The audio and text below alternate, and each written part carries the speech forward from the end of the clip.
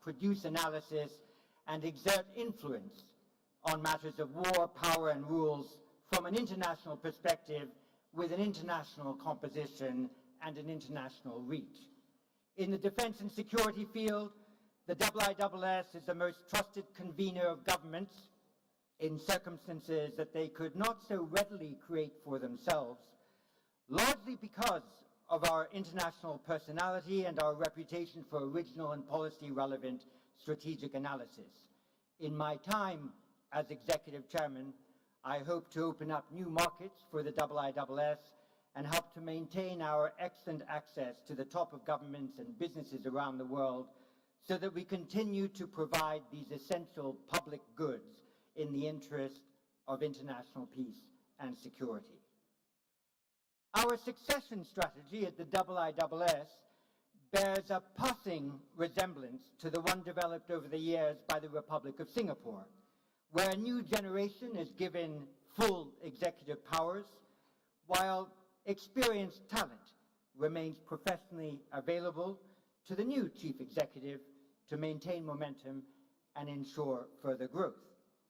This is the first intergovernmental summit held in Singapore since May 15, when Mr. Lawrence Wong took over as Prime Minister and Mr. Lee Hsien Loong assumed the new role of Senior Minister. We might then take a moment now to congratulate Senior Minister Lee on his 20 years of service as Prime Minister of Singapore and wish the very best to Prime Minister Wong as he begins his tenure.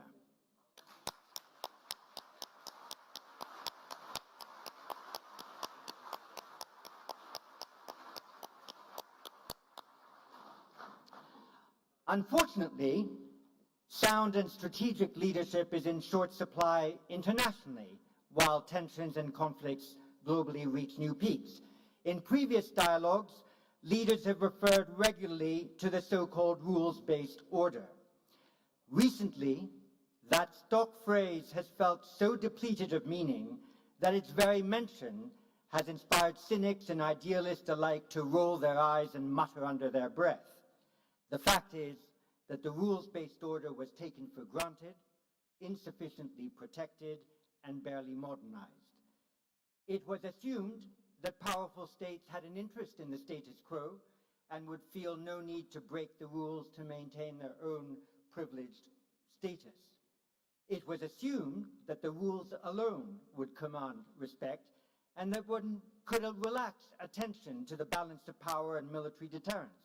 These instruments of strategic peacekeeping were even disparaged as vestiges of a Cold War order that had no place in a postmodern international society. It was assumed that an international legal order installed decades and in some respects centuries ago had no need to be updated, despite the fact that none of us would be content to see domestic laws stuck in previous eras without amendment, detached from evolving realities, norms, and societal preferences. As a result, we convened the Shangri-La Dialogue this year, bearing witness to and having to cope with a rules-broken international order. The rules have been marginalized by a multiplicity of bad actors, while the good strategic habits for their maintenance have withered, and little effort has been made to rekindle them. As a result, both the North Atlantic and the Greater Middle East are suffering with a rules-broken international order. In the North Atlantic strategic arena, the essential political military muscle memory developed in the second half of the last century has been forgotten. How else can one explain that the supporters of Ukraine, exercising its UN Article 51 right of self-defense, put end-user limitations on their arms transfers and prohibit Ukraine from targeting its enemy on its invader's territory for fear of escalation? Good strategists put the fear of escalation in their opponent's mind, rather than marinate it in their own heads and then give it public expression, thus enlarging, rather than limiting, the room for maneuver of their adversary.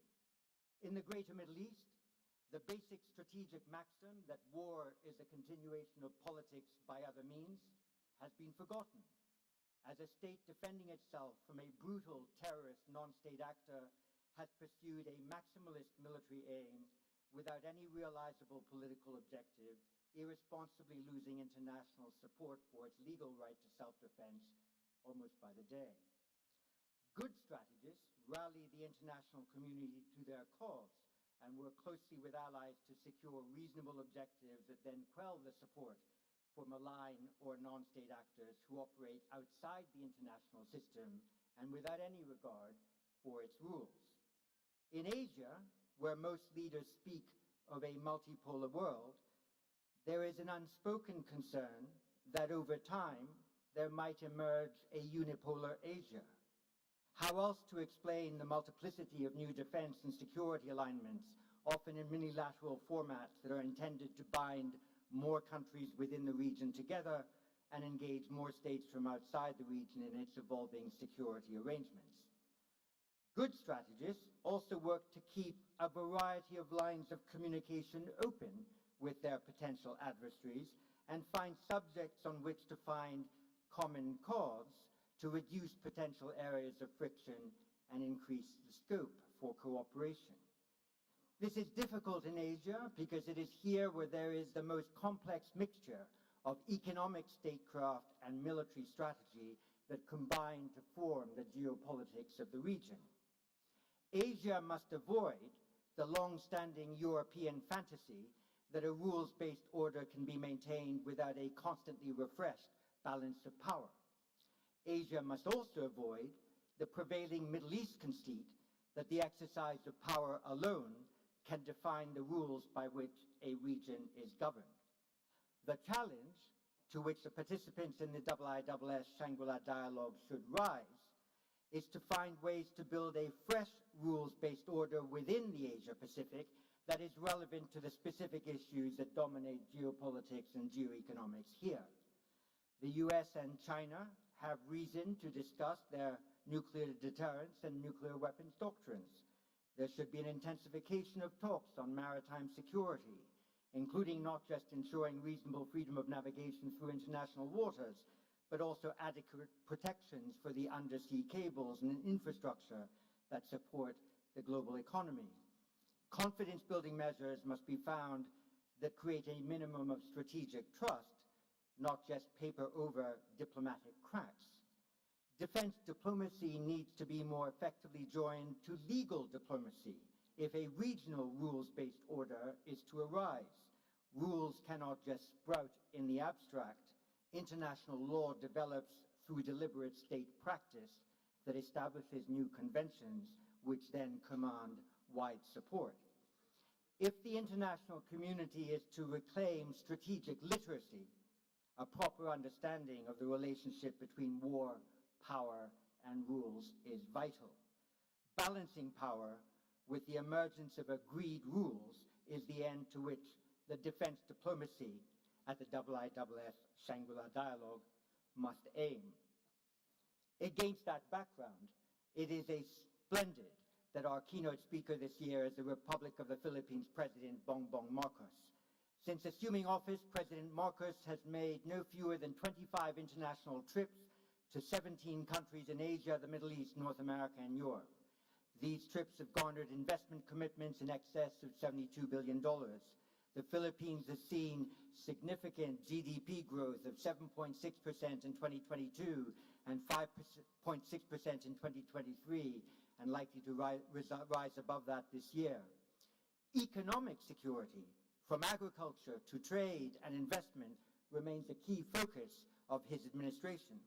Under his presidency, the Department of National Defense has renewed or upgraded its partnerships with the United States, Australia, and Indonesia, while signing 6 major defense and security MOUs with Brazil, the UK, Canada, Vietnam, India, and Australia. It has also advanced reciprocal access agreements with Japan and France. A new comprehensive archipelagic defense concept is being conceived and implemented. President Marcos has raised the profile of his country internationally while preparing regionally to assume the chairmanship of ASEAN in 2026.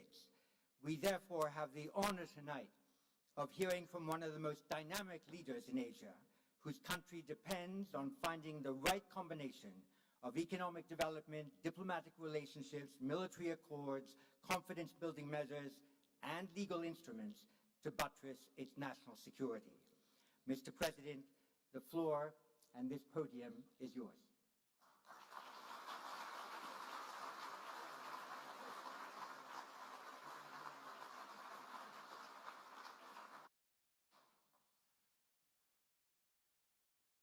Thank you very much for that very kind and thorough introduction.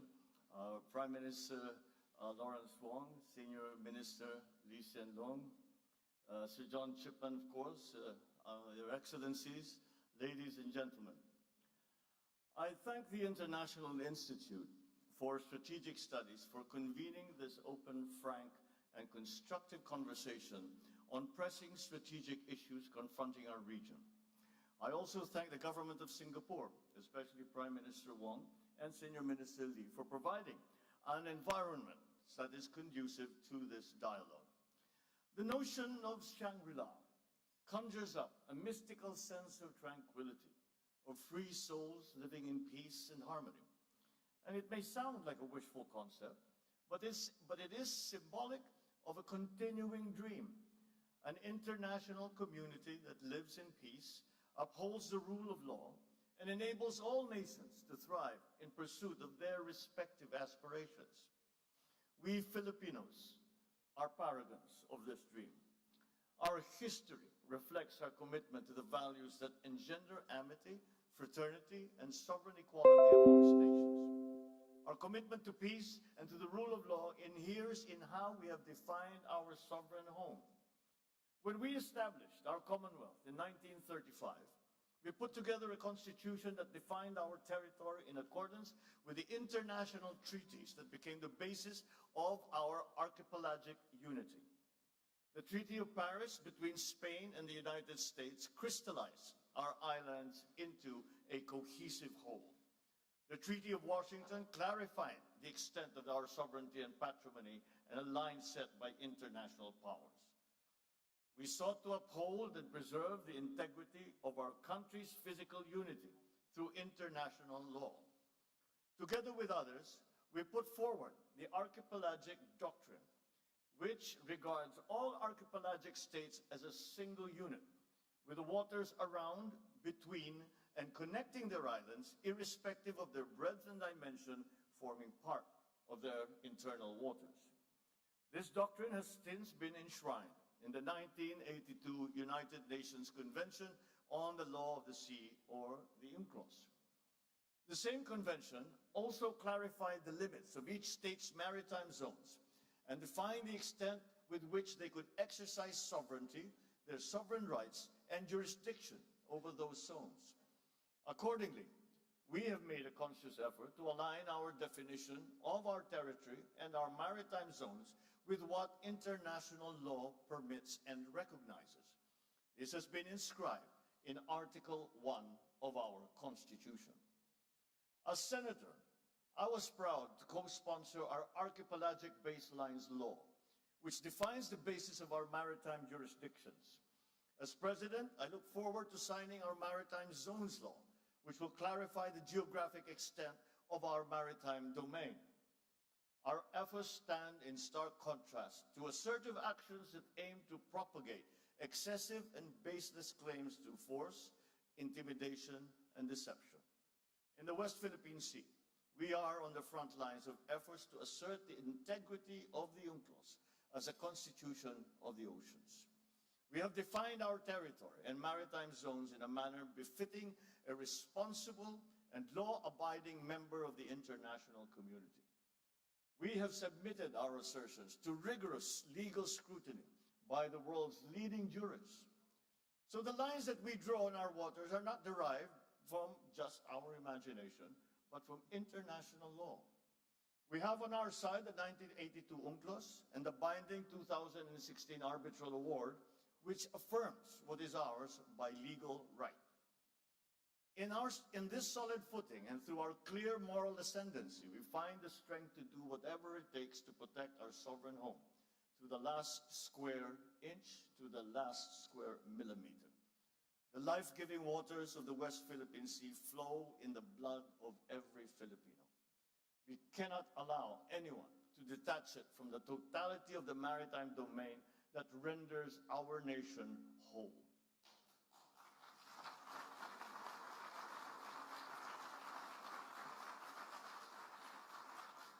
As President, I have sworn to this solemn commitment from the very first day that I took office. I do not intend to yield. Filipinos do not yield. Ladies and gentlemen, we are not only unyielding in protecting our patrimony, our rights, and our dignity as a proud and as a free country. We are also firm in our commitment to regional and global peace. We renew this commitment at this turbulent juncture of our history. I will repeat what I said at the United Nations almost 2 years ago. Amidst challenging global tides, an important ballast stabilizes our common vessel. Our open, inclusive, and rules-based international order is governed by international law and informed by the principles of equity and of justice. For the past 79 years, this rules-based order has allowed our region to flourish. The stability and the predictability that it has engendered has been crucial to the success of the stories of our region, be it the post-war revival of Japan, the economic miracles of Korea in Southeast Asia, the rise of China and of India. When this world order was built in 1945, our forebears vowed to make the floors of the United Nations the last battlefield. We made a determination for humanity to survive and to never again be wiped out in another Holocaust. The Philippines has always been part of that history. Amidst the rubble of war, we were there, amongst the architects of the new peace. We stood on behalf of colonized peoples of Africa and Asia. We opposed attempts to dilute the inviolability of the right to self-determination. We helped enshrine the right to independence in the Charter of the United Nations. In 1982, we led our global community in unanimously adopting the Manila Declaration on the Peaceful Settlement of Disputes. This affirmed that differences amongst nations must always be solved peacefully through legal and diplomatic processes, never through the threat or the use of force. Today, these norms are under significant stress. The world is facing a watershed moment. In our region, recent patterns of aggression and militarization and emerging arms races threaten our lands of promise with an uncertain future. In the midst of these significant shifts, I see 7 realities in the Indo-Pacific. First, the future of our region will be determined by many nations, each with its own unique experiences and aspirations. Yet, their respective agencies are being challenged by attempts to undermine our faith in prevailing international norms. Second, the strategic competition between China and the United States is permeating the evolving regional landscape. This rivalry is constraining the strategic choices of regional states. This contest is exacerbating flashpoints and has created new security dilemmas. Third, the region looks to ASEAN as the institution that will hold the center amidst these evolving dynamics. Yet, challenges threaten our unity and our centrality. Fourth, as geopolitics continues to permeate the global governance infrastructure, the role of bridge builders have become increasingly important to forge decisive multilateral solutions. Fifth, the global commons will continue to be crucial to the security of all states in the region. Access of developing countries to the high seas and to outer space and the peaceful uses of science and technologies is crucial to international development. Sixth, climate change remains a deadly challenge for the region and for the world. It is the first truly global threat, and for the first time, we face a crisis that affects every single human being on Earth and requires action from every single human being as well. And finally, the development of advanced technologies is rapidly transforming human life and experience. These technologies will solve many of our old problems, but they are so powerful that they also have the potential to disrupt our political and our social orders. These 7 realities muddle the waters that we have to navigate in our collective journey as a community of nations. We cannot reverse course. We must persevere. We must push through. The current juncture does not call for a revision of the regional order. Instead, it calls for the reaffirmation of the wisdom of San Francisco in 1945, of Bangkok in 1967, and of Manila in 1982. Let us return to San Francisco and reaffirm the sovereign equality of all states. We must reject unjust narratives that seek to subsume distinct national interest in the so-called major country dynamic, which seeks to impose a hierarchy amongst nations. Those who came before us worked painstakingly throughout the last century to bury the era of spheres of influence and of buffer states. We should not allow its ghost to haunt our region once again. Let us also return to Bangkok and support ASEAN's effort to build a rules-based, people-oriented, and centered on regional community. Any state that professes a stake in the continued peace and stability of this region must respect ASEAN centrality, not only with words, but with action. All partnerships and arrangements must never displace or dilute, but rather uphold and complement ASEAN's central role. So let us return as well to Manila and reaffirm our common understanding of how international law governs the peaceful settlement of disputes. Amidst misleading narratives that seek to discredit international legal procedures, there is a need to reaffirm that those modalities are an expression of good faith. They are a service to the progressive development and codification of international law. They are never an unfriendly act. Ladies and gentlemen, the past inspires the needed clarity and foresight to confront the challenges of the present and to build a future to which we all aspire. From the achievements of San Francisco, Bangkok, Manila, we as a region draw our abiding compass. First, the sovereign equality of states must remain sacrosanct. Second, ASEAN and ASEAN-led processes must remain central. Third, the rule of law and the integrity of multilateralism must prevail. These 3 constants guide our efforts to prepare ourselves for the challenges ahead. We need to begin by resoundingly rejecting misguided interpretations that paint our region as a mere theater of geopolitical rivalries. We are not mere bystanders to unfolding world events. We are the actors that drive those events. We are the main characters in our collective story. We are the owners of the narratives of our regional community. Thus, we reject any attempt to deny strategic agencies, especially by force, that seek to subordinate our interests to anyone else's. China's determining influence over the security situation and the economic evolution of this region is a permanent fact. At the same time, the stabilizing presence of the United States is crucial to regional peace. It's never a choice. Both countries are important. The continued stability of this region requires China and the United States to manage that rivalry in a responsible manner.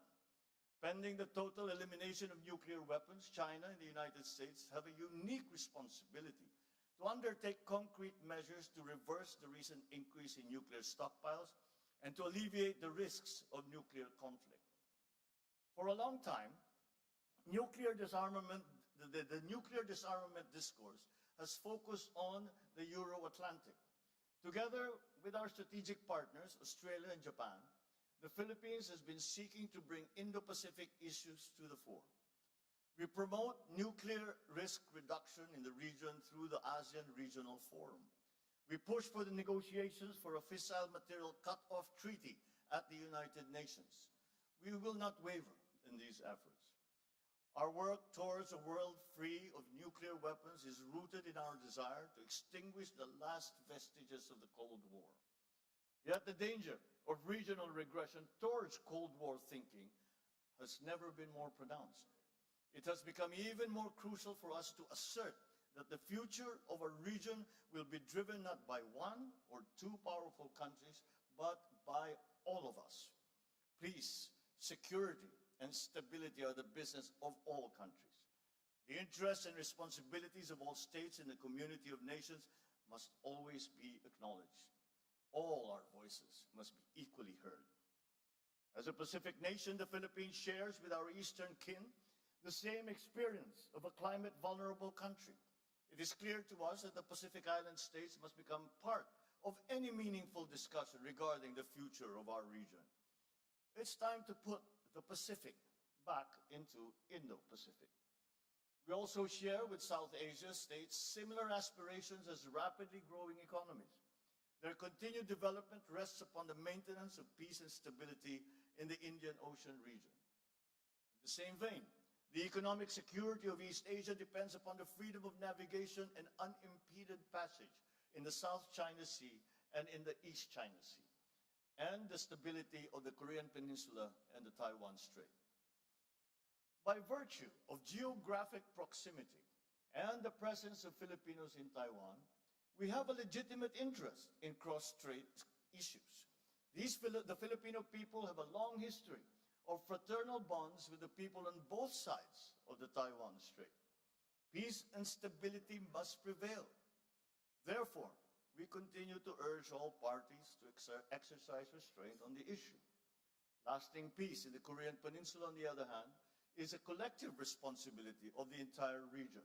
The DPRK must comply with all its international obligations under relevant UN Security Council resolutions and commit to constructive and peaceful dialogue with the Republic of Korea.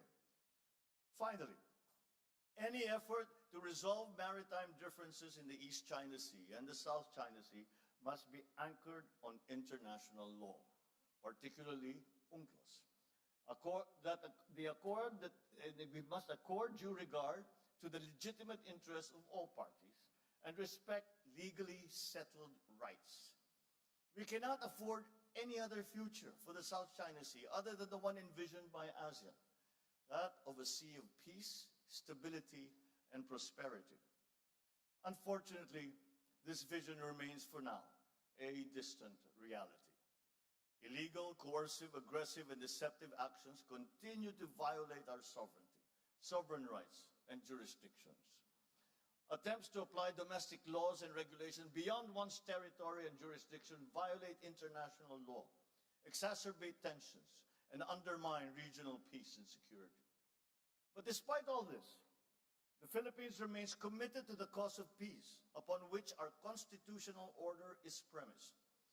We are committed to addressing and managing difficult issues through dialogue and through diplomacy.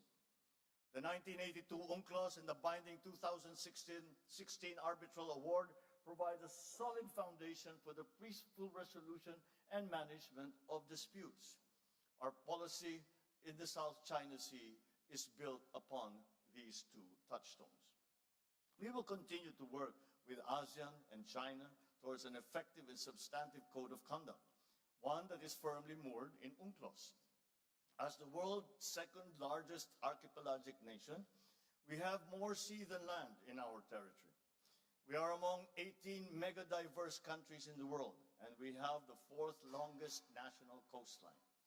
We will continue to build upon our significant footprint in enriching UNCLOS, the Convention on Biological Diversity, and the High Seas Treaty.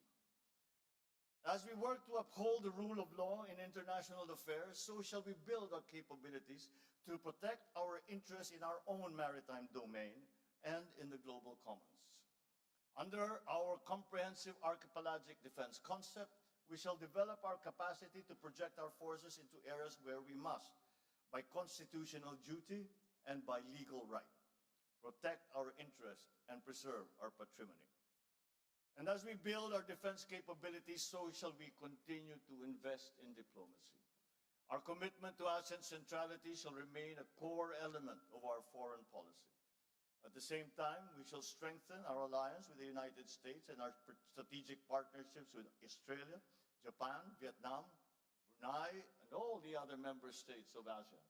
We will also pursue more robust collaboration with friends, such as the Republic of Korea, India, amongst others. Collaborative endeavors among a few states that share specific interests built into pillars that support the architecture of regional stability. It is in this spirit that we pursue trilateral collaboration with Indonesia and Malaysia in the Celebes Sea. It is the same rationale behind our broader cooperation with Australia, Japan, and the United States in our exclusive economic zone. Last month, the Philippines, Japan, and the United States adopted our joint vision statement on enhancing economic cooperation and contributing to regional peace and security through trilateral cooperation. These partnerships reflect our commitment to preserving, defending, and strengthening the rules-based regional order. And yet the scope, the depth, the breadth of the challenge that our region now faces requires our collective, our inclusive, and our decisive action.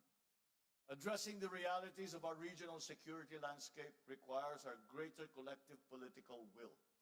Let us begin by realizing the vision set for us by leaders past.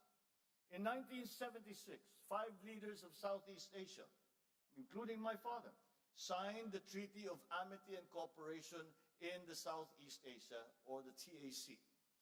This landmark treaty is meant to promote perpetual peace, everlasting amity, and cooperation amongst nations.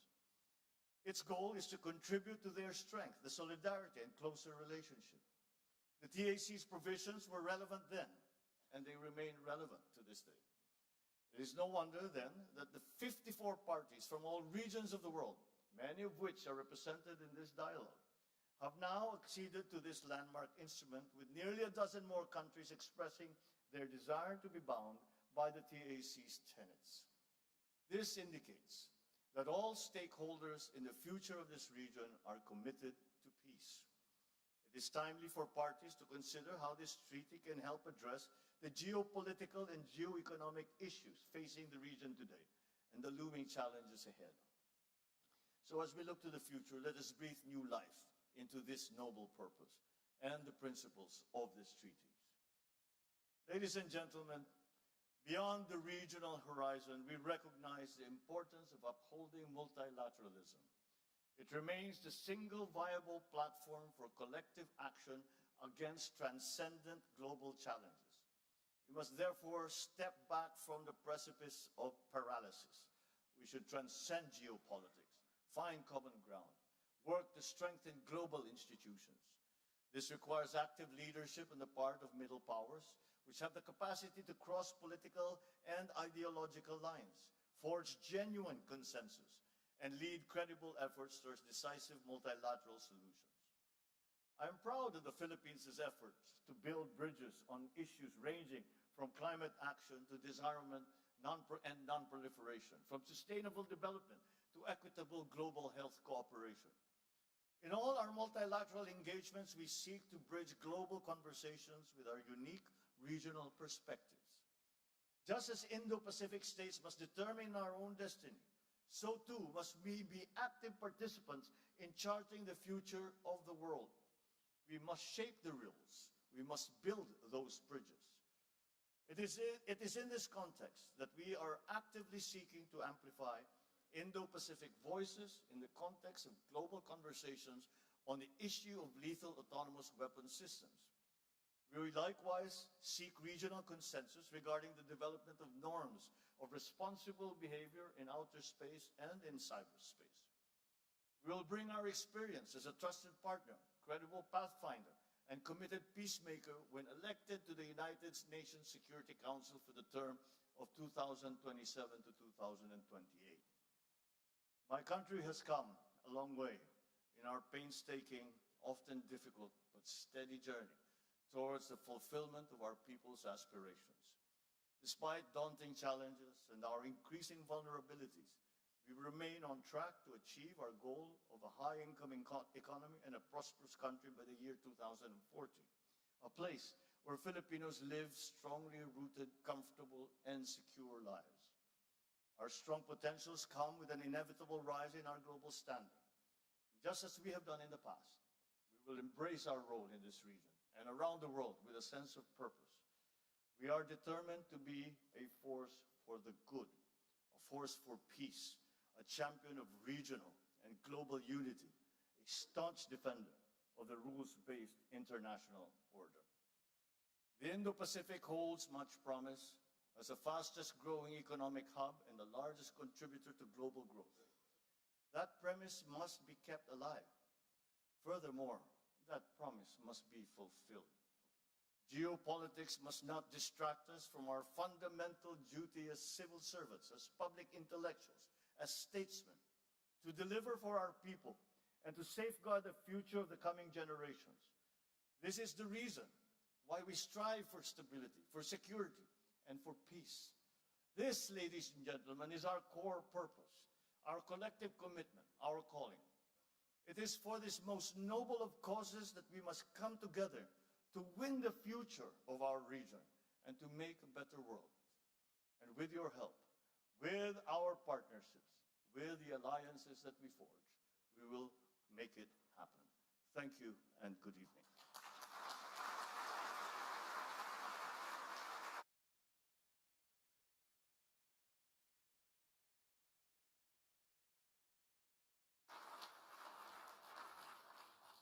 Thank you very much for an inspiring address. You've been kind enough to take perhaps 2 or 3 questions, so I will scan the room and see if an arm is raised or a hand or another gesture. There we are. If you were to stand up, sir, a microphone will come to you. May I remind you that we need a question and take no more than 60 seconds if you can, as will your successor. Thank you very much, Chair. Give me this wonderful chance to ask a question to President. Mr. President, I noticed in your speech you mentioned many times about ASEAN centrality. And review the TAC, which your father signed, that show the bond of ASEAN. I think the ASEAN centrality is very important, but it's not, we cannot take it for granted. It comes actually comes from the ASEAN way, the 3 principles. First, mutual respect. Second, consensus building. Third, considerate other parties' comfort level. In my words, to put it simply, we can summarize it as 3 no's. Non-intervention, and no use of force, and no hyping up hot spots. Only because of these principles strictly followed by ASEAN members and other stakeholders that we have ensured the ASEAN and East Asia at large for a long-lasting peace since the end of the colonial rules in history. So we cherish a lot. I fully agree with you. I support the centrality of ASEAN. And even some professor like Cashew Makboni, he suggests ASEAN is deserved to award a Nobel Peace Prize. I agree with him. Thank you very much. I think your question is, do you agree with me? So President Marcos, yes, please. My question is, President, in the eyes of the international community, some of your Philippines behavior in recent times, it now sounds like you really consider other parties' comfort level, and there is a risk of ruining the regional long-earned, long-lasting peace since the end of the colonial history. What's your comments on that? Thank you very much. Well, I cannot imagine what you must be referring to if the reference or the allusion is to the Philippines somehow tearing apart what we have agreed on with in terms of ASEAN centrality. Quite the contrary. I think if you examine more closely the remarks that I just made, I precisely focus on ASEAN centrality, and that the principles that are laid down that are involved in the concept of ASEAN centrality are some things that we must use to guide us. And if we have been distracted in the past years or so, then it's time for us to return and remember, once again, what ASEAN was created for. And that is to create an aggregation of nations that have very many common interests, and that can be, and that partnerships within that multilateral organization can help each other and help the region. And so the Philippines is still remains true to the principles that were established and upon which ASEAN was born. And I think, as I said, that many of these things we no longer speak of today, but we must, because they are as relevant today as they ever were, perhaps even more so, because the global situation is a great deal more complicated than it used to be before. I would even go far as to say there is no such thing as a regional issue any longer. We have all experienced the unexpected effects of the war in Ukraine, of the conflict in the Middle East, and all of these. And when we talk about the South China Sea, we have to also remember that the South China Sea is the passageway for half of the world trade, and therefore the peace and stability of the South China Sea and the freedom of navigation of the South China Sea is a world issue. And that is what I am proposing. And I am saying that yes, it is a regional issue, but we must examine and be part of the discussion. We must include all parties in that discussion, because now it is not just ASEAN member states who are stakeholders. And it is quite easy to see that it is, in fact, the entire world that have become stakeholders in the peace and stability of our region. Thank you. I'll take one question. Yes, you, sir, with your hand up. If you stand up, it might attract magnetically a microphone towards you. Thank you very much.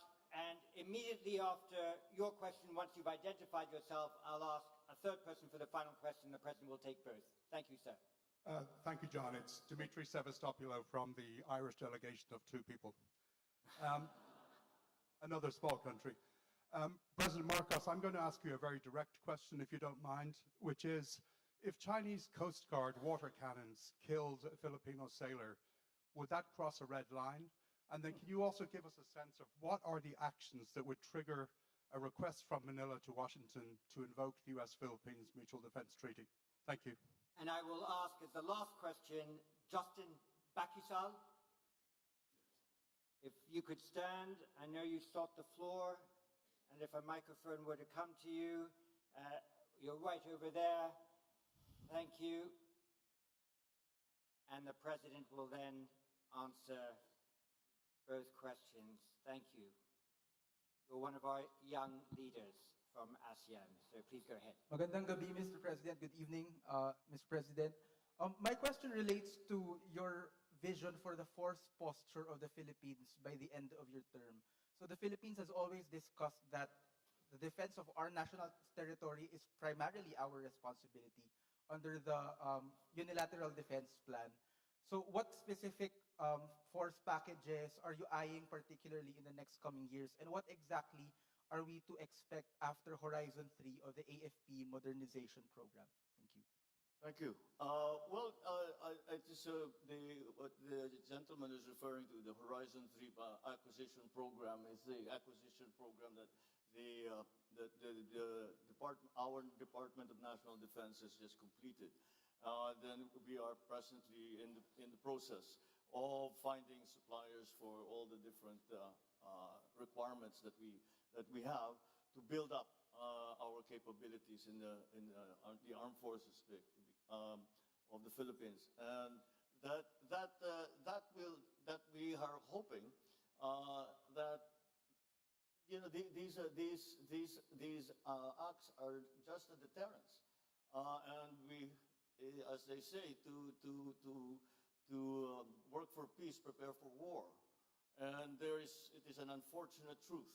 But and that is why we have undertaken this long-term. It has been going on for many years now. This long-term plan of increasing the capabilities of our of our military and our civilians, such as the Coast Guard in the Philippines. To go back to the first question, what would happen if there was an incident that ended up killing a Filipino serviceman, be they a Coast Guard or in the military and part of the Navy? Well, that would be that would certainly increase the level of response, and if by a willful act on a Filipino, not only serviceman, but even a Filipino citizen, if a Filipino citizen is killed by a willful act, that is, I think, very, very close to what we define as an act of war, and therefore we will respond accordingly. And our treaty partners, I believe, also hold that same standard for when the actions, with the joint action, will be undertaken in support of any such incident in the Philippines.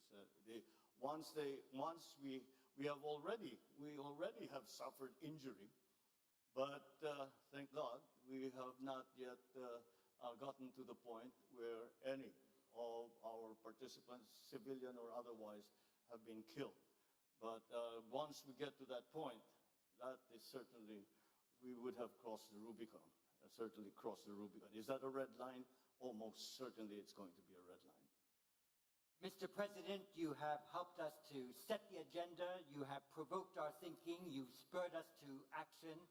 That is the keynote speech that we needed. That is the keynote speech that we got. You have sung for your supper. I think it's time for you to enjoy it. Thank you, sir. Thank you. Thank you very much.